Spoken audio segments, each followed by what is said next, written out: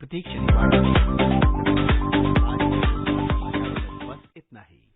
Namaskar, a warm welcome to World News and Indian Perspective on All India Radio. This is Abhijit Loreng and with me is R.S. Raghu, bringing glimpses of the major developments of the day from across the globe. Over the next half an hour, we shall bring you the latest from the world of politics, economy, sports, entertainment and more. The headlines.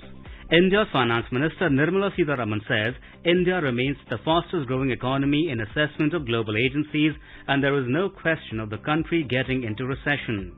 President of Maldives Ibrahim Mohammed Soleh arrives in New Delhi on a 4-day visit to India. Government of Myanmar extends state of emergency by 6 months. The first ship carrying grain leaves a Ukrainian port under a landmark deal with Russia, as media reports. In New Zealand, the borders are fully open for the first time since March 2020, when they were shut in an effort to keep out COVID-19. In Sudan, thousands of protesters marched towards Presidential Palace demanding transition to democracy. In Senegal, ruling coalition of President Macky Sall claims victory in the country's parliamentary elections. And in the Commonwealth Games, Sushila Devi Likmambam got a silver in women's judo 48 kg final, giving India its 7th medal.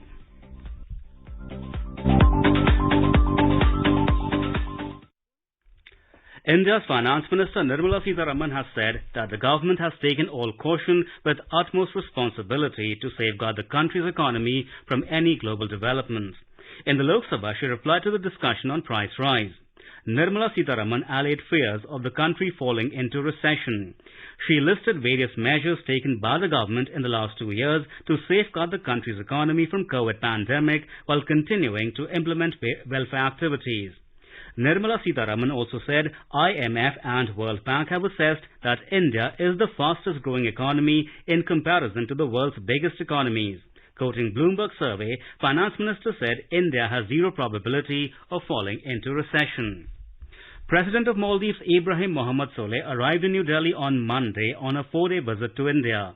He was received by Union Minister Dr. Sanjeev Balyan. Prime Minister Narendra Modi will hold talks with Mr. Soleh on Tuesday.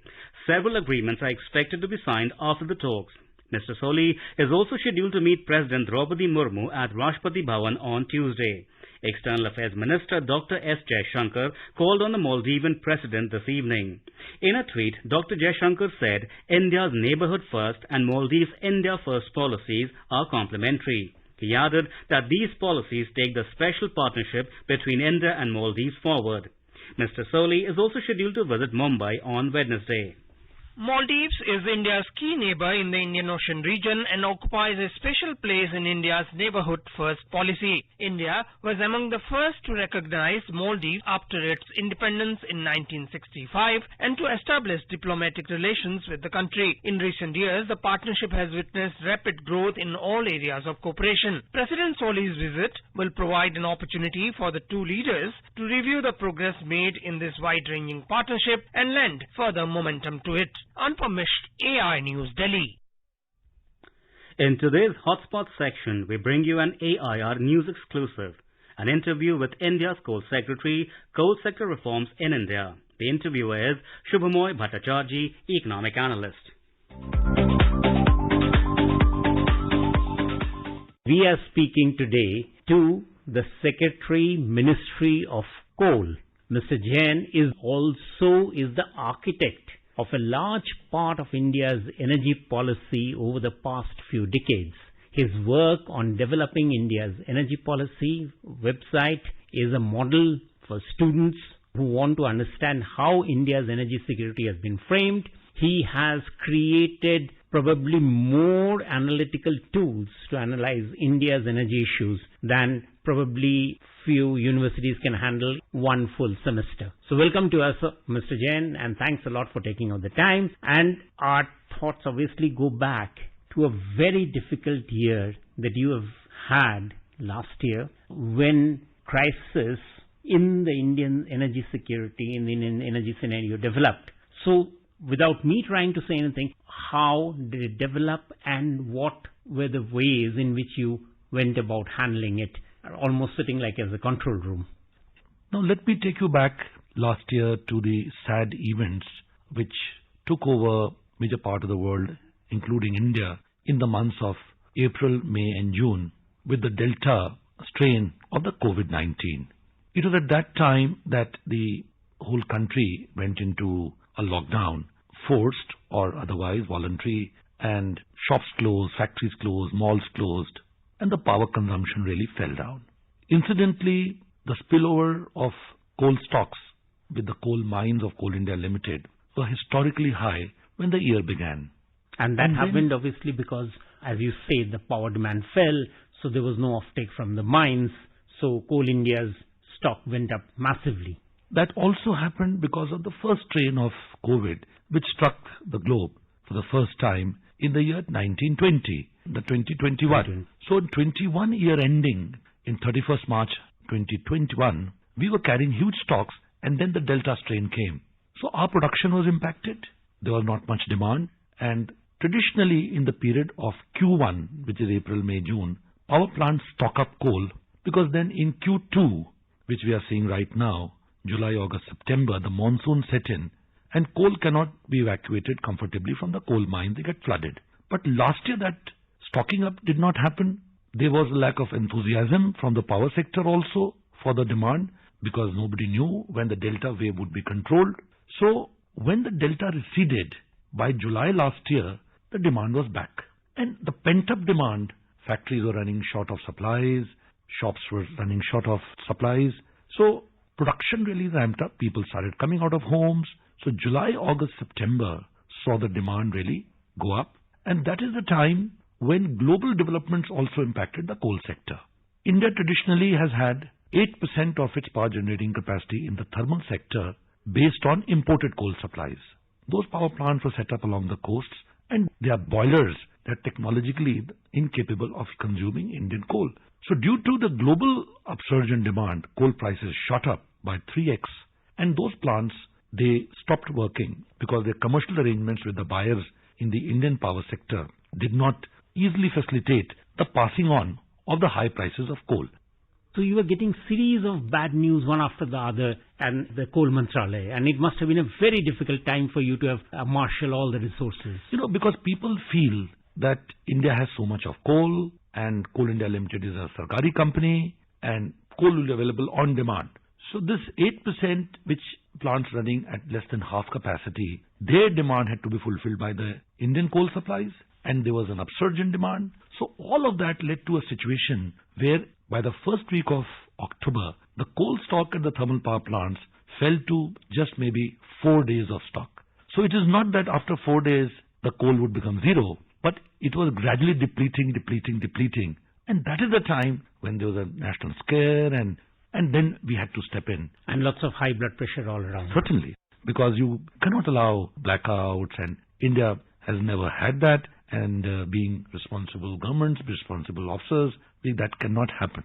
And you did manage to ensure that there was no major crisis at any particular time. In fact, the daily reports, as they showed, while they were localized phenomena, no grid failure or no major upsurge or no major downtime for any industry was reported. So it was a huge learning experience for a country, and you were supplying coal to, as we see from the data, it was about 205 gigawatts of electricity that you were fulfilling. So that sort of a phenomena the credit must go to lots of people for having marshaled it. The coal ministry was at the spearhead of it. How did you coming out of it?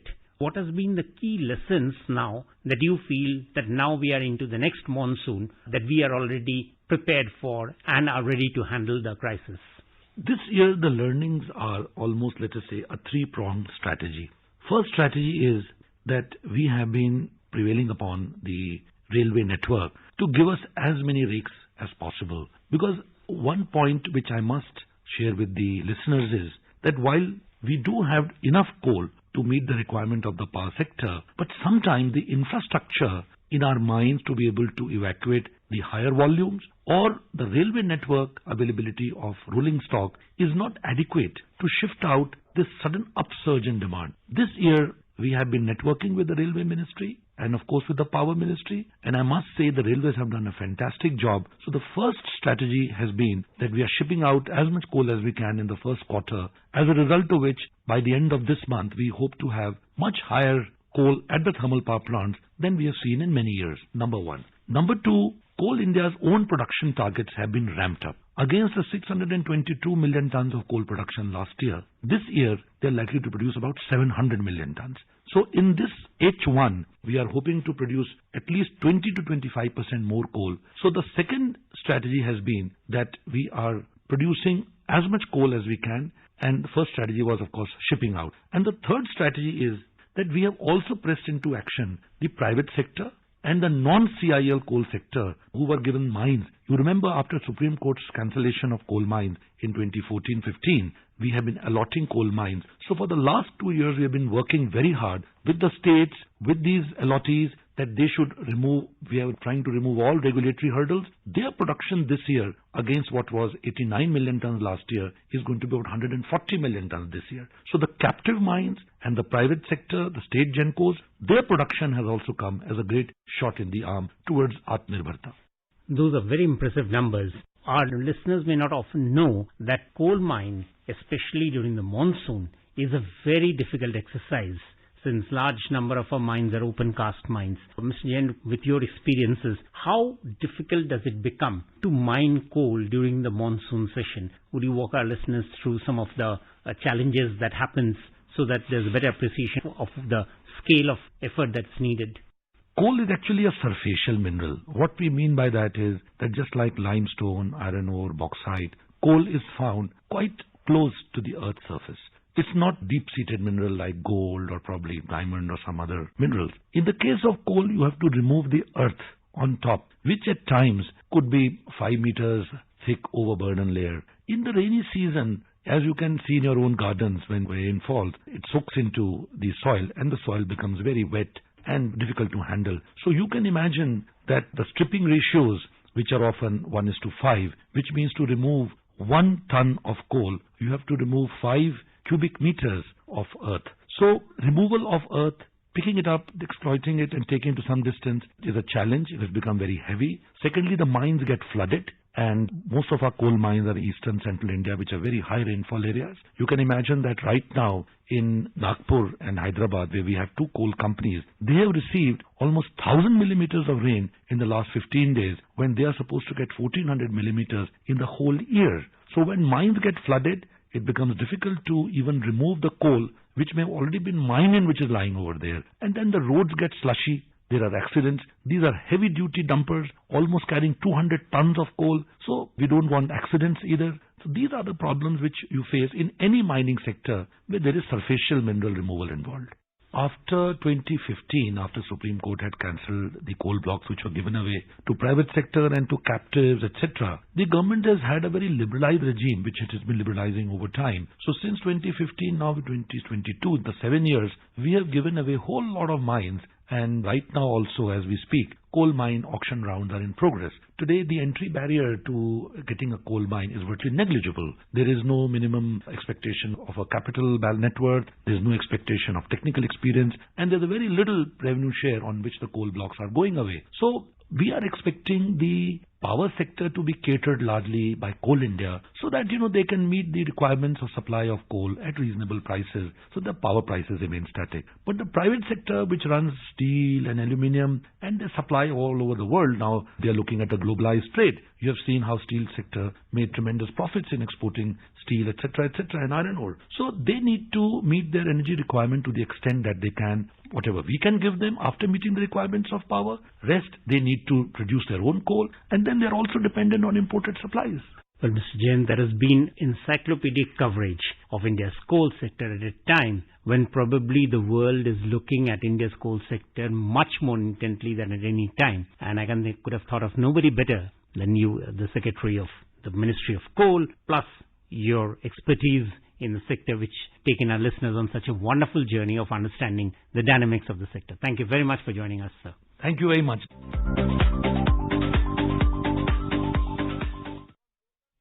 The military government of Myanmar has extended the state of emergency by 6 months till February 2023. Head of the military government, General Min Aung Hlaing, said on Sunday that elections could be held only when the country was stable and peaceful. General Hlaing requested the National Defense and Security Council to allow him to serve for additional 6 months, which was approved by the acting President Mien Swe. The state of emergency in Myanmar was first declared in February 2021. General Liang said that the Union Election Commission will be reconstituted and its mandated tasks, including the scrutiny of voter lists, shall be implemented in accordance with the law. The Election Commission has organized 4 meetings with the political parties during the last 18 months for the review of the election law and election system. The military deposed the elected government headed by State Councillor Aung San Suu Kyi February last year, immediately after the national elections in which Suu Kyi's party National League for Democracy (NLD) won a massive majority. Accusing Aung San Suu Kyi of mismanagement and fraud in the elections, the military government had promised to hold elections within a year. However, it later extended the time for lifting the emergency. In his broadcast, head of military government General Liang did not give any specific date for holding elections. The first ship carrying grain has left a Ukrainian port under a landmark deal with Russia, as media reported. Turkish and Ukrainian officials said that the ship left the southern port of Odessa early this morning. The Turkey, in a statement, said the Sierra Leone flagged vessel, the Rozoni, would dock in Lebanon, adding that further shipments were planned over the coming weeks. The Joint Coordination Center set up in Istanbul under the deal told that the ship was carrying some 26,000 tons of corn and was expected to arrive in Turkish waters for inspection on Tuesday. UN Secretary General Antonio Guterres welcomed the departure of the ship. Russia and Ukraine had agreed a deal to resume shipments. Last month's deal, mediated by the UN and Turkey, took 2 months to reach and is set to last for 120 days. It can be renewed if both parties agree. According to UN data, Russia and Ukraine jointly account for nearly a third of global wheat supplies. In 2019, Ukraine accounted for 16% of the world's corn supplies and 42% of sunflower oil. In New Zealand, the borders are fully open for the first time since March 2020, when they were shut in an effort to keep out COVID-19. According to media reports, immigration authorities will now begin accepting visitors with visas and those on student visas again. However, most visitors will still need to be fully vaccinated, but there are no quarantine requirements. The country's maritime border has also reopened, with cruise ships and foreign recreational yachts now allowed to dock. New Zealand first announced a phased reopening plan in February. It allowed vaccinated citizens to return from Australia that month and those coming from elsewhere to return in March. New Zealand's Prime Minister Jacinda Ardern called it a good moment for the country. In Sudan, thousands of protesters marching towards the presidential palace were blocked by the police, who fired tear gas to disperse them. Local media reports that police on Sunday blocked protesters from reaching the kilometer-long road that leads to the presidential palace and chased them into nearby side streets. Protests have continued weekly since military takeover that halted a transition to democracy and plunged the country into turmoil. The anti-military campaign entered its 10th month. Sunday's protests were the latest in a series of demonstrations since multi-day sit-ins in Sudan's capital prior to the Eid holiday. Last week, a protest called for by the FFC was attacked by unidentified assailants. At least 116 people have been killed in the protest and thousands injured, many by gunfire, since the protests have erupted. The ruling coalition of President Macky Sall in Senegal has claimed victory in the country's parliamentary elections. The former Prime Minister Aminata Touré said on television that the coalition had won 30 of the country's 45 administrative departments, giving it a slim parliamentary majority. However, the leader of the main opposition coalition, the mayor of capital Dakar, has contested the claim. Barthelemy Dias said it was not Ms. Touré's place to announce the election results. The opposition wants to ensure that President Sall does not stand for a third presidential term. The constitution sets a limit of 2 terms, but Mr. Sall has refused to rule out running for a third term. Afghanistan's Taliban forces clashed with Iranian border guards on the frontier between the two countries on Sunday. Taliban have claimed that one of their fighters was killed in the fighting, which occurred in the border area between Afghanistan's Nimroz province and Iran's Helmand region. However, Iranian news agency Fars, quoting the Helmand's governor Maysam Barazandeh, reported that the clashes had stopped and there were no casualties. The exact circumstances of the latest skirmish are unclear. However, each country blamed the other blamed the other for the incident. Iran's Safneem news agency reports that clashes broke out after Taliban forces tried to raise their flag in an area which is not Afghan territory. According to local media reports, since taking over Afghanistan a year ago, Taliban forces have frequently clashed with security forces of Iran, which neighbors the country to the west. Last month, Iran's foreign ministry reported the deaths of an Iranian border guard following another incident in the same area. This is All India Radio giving you the news. For quick news updates round the clock, follow us on our Twitter handle at AIR News Alerts. The military government in Mali has accused French President Emmanuel Macron of a neo-colonial, paternalistic and condescending attitude. The junta asked Mr. Macron to stop his criticism of the Malian army and stirring ethnic hatred. It follows Mr. Macron's remarks last week during his tour in West Africa that regional states had the responsibility to ensure that the Malian people can express their sovereignty. Mr. Macron also criticized the deployment of Russian mercenaries in Mali, which Mali denies. The Malian government spokesperson Colonel Abdoulaye Maiga said on public television that transitional government demands that President Macron definitively abandon his neo-colonial, paternalistic and condescending posture to understand that no one can love Mali more than the Malians. The Malian army and Russian paramilitaries were accused of carrying out a massacre of hundreds of civilians in the center of town of Mora in late March, according to Human Rights Watch. Relations between Paris and Bamako have deteriorated significantly over the past year. France was pushed out by the junta after 9 years of presence in Mali fighting jihadists. Scientists have supercharged one of Earth's most powerful telescopes with new technology that will reveal how our galaxy formed in unprecedented detail. The William Herschel Telescope, WHT, in La Palma, Spain, will be able to survey 1,000 stars per hour until it has catalogued a total of 5 million. A superfast mapping device linked up to WHT will analyze the makeup of each star and the speed at which it travels. It will show how our Milky Way galaxy was built up over billions of years. Professor Gavin Dalton of Oxford University has spent more than a decade developing the instrument known as WEAV. WEAV has been installed on the WHT, which sits high on a mountain top on the Spanish Canary island of La Palma. The name stands for WHT Enhanced Area Velocity Explorer, and that's exactly what it does. It has 80,000 separate parts and is a miracle of engineering. Our galaxy is a dense spiral swirl of up to 400 billion stars, but it started out as a relatively small collection of stars. In the United States, hundreds of firefighters in California are battling the largest wildfire to spread in the state so far this year. The state's fire service in a statement said that McKinney Fire, which started in the northern Siskiyou County on Friday, has already burned 21,000 hectares. Local authorities said that at least 2,000 residents as well as trekkers on the Pacific Crest hiking trail have left the area. Homes have been destroyed.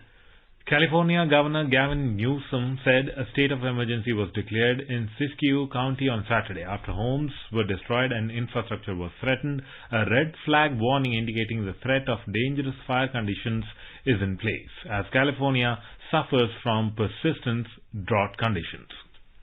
Sudan on Sunday confirmed its first case of monkeypox. The patient is a 16-year-old student from West Darfur State. The country's health ministry said the World Health Organization WHO last week declared the monkeypox outbreak a global health emergency. There are more than 21,000 cases worldwide so far, according to the U.S. Centers for Disease Control and Prevention. American actress Nichelle Nichols, best known for her role in the 1960s sci-fi TV series Star Trek, died at the age of 89 years. Ms. Nichols broke barriers in her role as Lieutenant Noeta Uhura in the series, becoming one of the first black actresses in the U.S. to play a figure in authority. She died of natural causes on Saturday night, her son Kyle Johnson said. Ms. Nichols also became an ambassador for the U.S. space agency NASA, helping to recruit women and minorities to its space program. A tribute ceremony for 4 UN peacekeepers killed during anti-UN protests in Eastern Democratic Republic of Congo was organized at a base in the city of Goma. The UN Under-Secretary General for Peace Operation Jean-Pierre Lacroix attended the ceremony. A tribute was also paid to another peacekeeper who died in the country while fighting the M23 rebel group. Every year on 1st of August, people across the globe observe World Lung Cancer Day. It aims to promote awareness on lung cancer as a public health issue and to strengthen action towards improving access to quality care, screening, early detection, treatment and palliative care. Lung cancer continues to be one of the most common cancers worldwide, claiming more lives yearly than breast, colon and prostate cancers combined. According to World Health Organization, it caused around 1.80 million deaths alone in 2020. Lung cancer was a very rare disease, only affecting a minor population until the 20th century. However, after World War II, this disease saw a major rise and it became one of the leading causes of death around the globe. Although there is no direct cause of lung cancer, smoking, inhaling toxic gases, unhealthy lifestyle and bad intake of foods can cause the disease. In the Commonwealth Games 2022, Shushila Devi Likmabam got a silver in women's judo 48 kg final, giving India its 7th medal of the Commonwealth Games 2022. Shushila, who earlier in the day had defeated Harriet Boniface in the quarterfinal, notched up a second win by beating Priscilla Moran of Mauritius in the semis to assure herself a medal. In men's judo, Vijay Singh Yadav and Jasleen Singh will play for the bronze medal in their respective categories. They both lost their semi-final matches. In men's boxing, Amit Pangal stormed into the quarterfinal of 51 kg category. He defeated Namri Berry of Vanuatu by a 5-0 unanimous decision. Husamuddin Mohammad entered the quarterfinal in the 57 kg category. He defeated Mohammad Salim Hussain of Bangladesh 5-0. Later, Ashish Kumar will appear in the round of 16 in 75 to 80 kg category. However, there was some disappointment for India in the weightlifting as Ajay Singh finished 4th after missing his final clean and jerk lift in men's 81 kg category. Later, Harjinder Singh will compete in women's 71 kg category tonight. In table tennis, men's team will play the semi-final match with Nigeria tonight. India has so far won 6 medals, 3 gold, 2 silver and 1 bronze medal. And now a report from the business world. The Sensex rose 545 points or 0.95% to finish at 58,116. The Nifty also surged 182 points or 1.06% to end at 17,340. At the global stock markets, Asian share markets witnessed gains. Singapore's Straits Times finished 0.9% up and Japan's Nikkei 225 climbed 0.7%. China's Shanghai Composite Index gained 0.2%. And Hong Kong's Hang Seng Index added 0.1%. South Korea's Kospi ended flat. And European share markets were up in intraday trade. The crude prices fell around 2.5%. In intraday trade, Brent crude was trading at $101.60 per barrel. Back home, gold was trading at 51,320 rupees per 10 grams at multi-commodity exchange for August contracts. Silver was trading at 58,410 rupees per kilogram for September contracts when reports last came in. And in the forex market, the rupee appreciated 24 paise against the US dollar. The rupee closed at 79 rupees and 3 paise against the American currency. V. Ravi Kumar for World News, All India Radio. And now the headlines once again. India's Finance Minister Nirmala Sitharaman says India remains the fastest growing economy in assessment of global agencies and there is no question of the country getting into recession. President of Maldives Ibrahim Mohammed Soli arrives in New Delhi on a 4-day visit to India. Government of Myanmar extends the state of emergency by 6 months. The first ship carrying grains leaves a Ukrainian port under a landmark deal with Russia, as media reports. In New Zealand, the borders are fully open for the first time since March 2020 when they were shut in an effort to keep out COVID-19. In Sudan, thousands of protesters marched towards Presidential Palace demanding transition to democracy. In Senegal, ruling coalition of President Macky Sall claims victory in the country's parliamentary elections, and in the Commonwealth Games, Shushila Devi Likmambam got a silver in women's judo 48 kg final, giving India its 7th medal. And now, before we end, let us listen to Mahatma Gandhi's favorite bhajan, Vaishnava Jan, by artists from Benin.